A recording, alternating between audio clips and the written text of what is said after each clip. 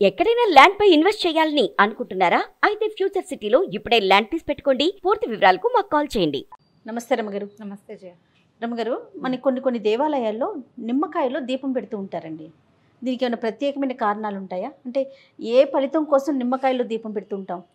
దుర్గాదేవి అనుగ్రహం కోసం పెడతారు. నిమ్మకాయ దీపం మామూలు సమయాల్లో వాటికంటే కూడా రాహుకాలంలో పెట్టడం విధానం. అవును. ఈ రాహుకాలం అంటే ఎప్పుడు వస్తుంది? రోజుకి ఒక టైం ఉంది. మంగళవారం 3 నుంచి 4:30 దాకా సాయంకాలం ఓ పావు గంట 10 నిమిషాలు అటు ఇటుగా ఉంటుంది, 3 to 4:30. శుక్రవారం 10:30 to 12. ఈ 2 రోజుల్లోనే ప్రత్యేకంగా మనం దుర్గాదేవి కోసం పెడతాం. దీంతోపాటు అష్టమి నాడు పెట్టచ్చు. అష్టమి ఏ వారమైనా సరే, అష్టమి ఏ వారం అయితే ఆ వారానికి సరిపడిన రాహుకాలంలో చూసి పెట్టుకోవచ్చు. కానీ ఎక్కువగా ఇది మన ప్రాంతపు సాంప్రదాయంగా కనపడదు చేయ. తమిళనాడులో బాగా పెడతారండి. కామాక్షి దీపం అని పెడతారు. అక్కడ పైగా రాహుకాలం వాళ్ళు పాటిస్తారు. అవును. మనకి రాహుకాలం పాటింపు మన దగ్గర ఉండదు. మనం వర్జ్యం పాటిస్తాం. వర్జ్యం ఎప్పుడుంది అని చూస్తాం. అవును. వర్జ్యం చూసుకుని పనిచేయటం మన విధానం. క్రమంగా ఏమైందంటే గ్లోబలైజేషన్లో భాగంగా ప్రపంచ దేశాలను వదిలిపెట్టినా మన రాష్ట్రాల్లోనే కొన్ని పద్ధతులు అక్కడి నుంచి ఇక్కడికి వచ్చిన వాళ్ళు, మా పక్కింట్లో నువ్వు మీ అమ్మగారి పుట్టిలు మద్రాసు, అట్లా వాళ్ళు పాటిస్తారు. నువ్వు చెప్తావు, అబ్బో రాహుకాలం, ఎందుకంటే మీరు రాహుకాలను వెళ్ళారు అందుకే మీ పని అవ్వలేదంటే నా బుర్రలో అది ఫిక్స్ అవుతుంది. నేను మెల్లిగా రాహుకాలాన్ని పాటించడం మొదలు పెడతా. క్రమంగా మా ఇంటి సంప్రదాయం కింద మారిపోతుంది. జనరల్గా చాలా విధానాలు ఇలాగే వస్తాయి. వీటిలలో ఆహారపు అలవాట్లు, ఆహారపు విధానాలు, పూజలు, పండగలకు చేసేవి, కొత్త బట్టలు కట్టుకోవటాలు, ఇలాంటి వ్యవహారాలన్నీ కూడా ఏమనాలి, ఆధ్యాత్మికమైనవి, ధార్మికమైన విషయాలన్నీ కూడా ఇతరుల నుంచి మనం కాపీ చేసేవి, నేర్చుకునేవి, అలవరుచుకునేవి ఎక్కువగా ఉంటాయి. వాట్లల్లో మనకి వచ్చిన వాట్లలో రాహుకాల దీపం ఒకటి. భక్తి కూడా అంతే చూడు, అవి కూడా అంతే అలాగే వస్తాయి. ఈ రాహుకాల దీపం ఒక 15-20 ఏళ్ల నాడు అసలు కనపడేదే కాదు. హైదరాబాద్లో స్కందగిరిలో కామాక్షి అమ్మవారిది ఒక అమ్మవారి దేవాలయం, ఉపాలయం, అక్కడ కనిపించేవి నేను 25-27 years బ్యాక్ నేను చూశాను. తర్వాత క్రమంగా మన దగ్గర ఉన్న దుర్గాలయాల్లో కూడా కనిపించడం మొదలెట్టింది. 4, 5, 6 పెట్టేవాళ్ళు.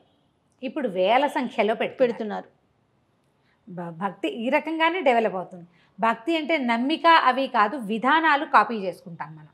మంచిదేగా, మన ఇంట్లో అలవాట్లేదు అని నేను అన్నాను అనుకో, మన వైపు అలవాట్లేదు, ఏమైంది అమ్మవారికేగా, మంచిదేగా, ఊళ్ళో పెట్టడం కాదని అనలేం మనం. అవును.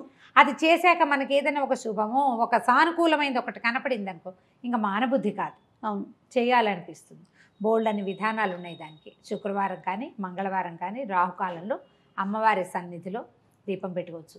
ఒక్క దీపం నుంచి 9 దీపాల వరకు ఒక దీపం పెడతారు.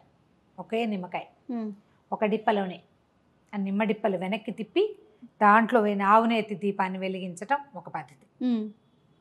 నువ్వుల నూనె వెలిగిస్తే మంచిదని మొన్న మధ్య ఎవరో చెప్పారు నాకు. సరే, మనకు ఒకటి తెలుసు, స్వధర్మ నిధనమే మంచిది, ఎందుకు వచ్చిన గోల, కొత్త ఐడియాలు తీసుకోకూడదు అనుకున్నా. కానీ నేను ఒకటి తర్వాత 3 దీపాలు పెడతారు, 5, 9 పెడతారు. 9 దేవాలయ నియమంగా చెప్తారు. 9 పెడతారు. 9 డిప్పలు, 9 డిప్పలు పెడతారా? ఓకే. ఓ 5 కాయలు కోసి అదేలే 5ని 10 డిప్పలు తీసేసి ఒక డిప్ప పక్కన పెట్టేస్తారు. మిగతా వాటిలలో ఈ డిప్పలు వెనక్కి తిప్పిన డిప్పల్లో పెడతారు. ఒక చోట ఒక దేవాలయంలో అయితే అసలు డిప్ప వెనక్కి తిప్పకుండా నిమ్మకాయ కట్ చేయటం, దాని మీదే ఆవునేతి దీపాన్ని ఒత్తిని ఆవునేతిలో నానబెట్టారు, అది ఎత్తి పెట్టారు. ఓకే.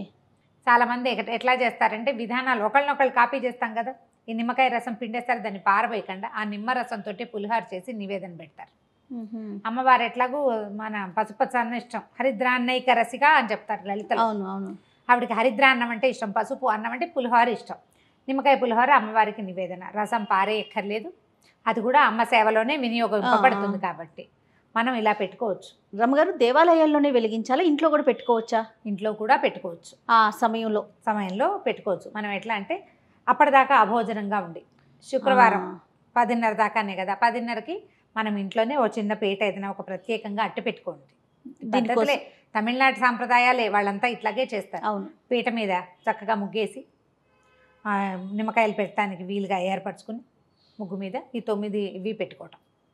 9 చెప్పాక 3, 5 ఎన్నైనా పెట్టచ్చని మనం ఏదైనా ఒకటి అలవర్చుకుంటే ఇంకా దాన్ని కంటిన్యూ చేసుకోవాలి ఓకే. ఓ పద్ధతి ప్రకారం. ఇదేంటంటే మనకి జాతకాల్లో రాహుగ్రహానికి ఇబ్బందులు ఉన్నప్పుడు రాహువుకి అధిష్టాన దేవత దుర్గ, అందుకోసం ఆమెని ఆరాధించడం కోసం దుర్గా స్తవం చదువుకోవటం. దుర్గా ద్వాత్రింశమాల ఒకటి ఉంది, 32 నామాలు ఉన్నది. దుర్గా దుర్గార్తిసమని దుర్గాపద్వినివారిణి, మంచి శ్లోకం. అన్నీ దుర్గ దుర్గ దుర్గ దుర్గ వస్తాయన్నమాట. అట్లాంటివి చదువుకుని దీన్ని వెలిగించుకోవటము. తర్వాత ఈ నిమ్మకాయతోటో ఇంకో దేనితోటో ఒక పులిహార చేసి అన్న నివేదన చేయటము, దాన్ని బాగా ప్రసాదాన్ని పంచటము దాని నియమం. అది ఇప్పుడు శుక్రవారం మంగళవారం అయితే మధ్యాహ్నం 3 గంటలకి, అప్పటిదాకా భోజనం చేయకూడదు, అన్నం తినకుండా ఉండాలంటారు.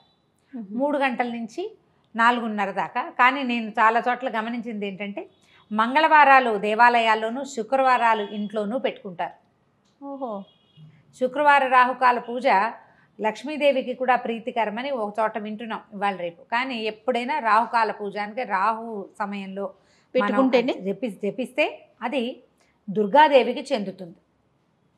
ఆ సమయంలో దుర్గని గనక పూజిస్తే అమ్మవారి దయ వల్ల రాహు గ్రహం తాలూకు మనకి అంతర్దశలలోనూ విదశలలోనూ ఎక్కడో చోట రాహు తాలూకు ప్రతాపం ఉన్నప్పుడు, మనకి ఇబ్బందులు ఉన్నప్పుడు అవి తొలగిపోవటం కోసం సాధారణంగా జాతకాన్ని ఫాలో అయ్యి చేస్తారు ఇట్లాంటివి. కాదు రమ్మగారు, పెళ్ళైన వారైనా పెళ్లి కాని వాళ్ళు ఎవరైనా చేయొచ్చు. ఎవరైనా పిల్లలకి జాతకం చూపిస్తారు, రాహుదోషాలు ఉంటాయి, రాహుగ్రహంతో ఇబ్బందులు ఉన్నాయి అలా చెప్పారనుకో, ఏం చేయించమంటారు అంటే పరిహారం చెప్తారు, రాహుకాల దీపం పెట్టండి అంటే సులువు కదా. అవునవును. దుర్గాదేవికి సంబంధించిన స్తోత్రాలు కొన్ని చక్కగా చదువుకోవటం, నేర్చుకోవటం, దేవాలయానికి వెళ్ళి అక్కడ శ్రద్ధగా చేయటం, ఆ దీపాన్ని అమ్మవారికి చూపించడం. దుర్గ చక్కగా స్థిమితంగా కూర్చుని ఉంటుంది.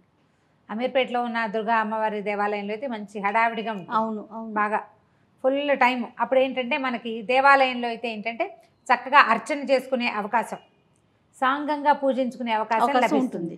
మనం ఇంట్లో అయితే ఏంటంటే మనకి చేతొచ్చిన పూజ చేస్తాం. అవును.